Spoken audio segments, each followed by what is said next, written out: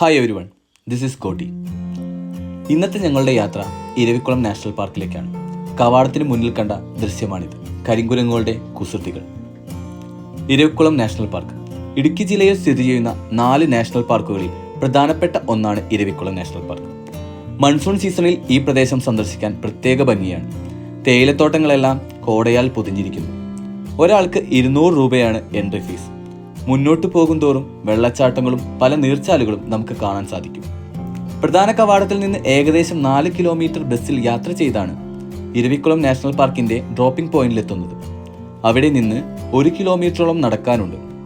South ഇന്ത്യയിലെ ഏറ്റവും വലിയ കൊടുമുടിയായ ആനമുടി ഈ പാർക്കിലാണ് സ്ഥിതി ചെയ്യുന്നത്. പശ്ചിമഘട്ടത്തിലെ എൻഡമിക് സ്പീഷീസായ നീലഗിരി താർ അഥവാ വരയാടുകളെ നമുക്ക് ഇവിടെ കാണാൻ സാധിക്കും.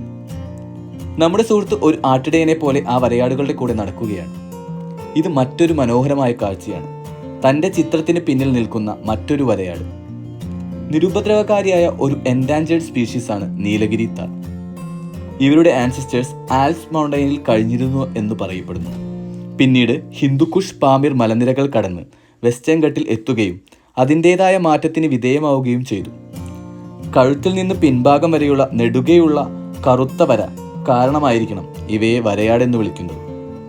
അവർ അങ്ങനെ ആ മലയുടെ മുകളിൽ സ്വതന്ത്രമായി വിഹരിക്കുകയാണ്. എത്ര മനോഹരമായ കാഴ്ചയാണിത്.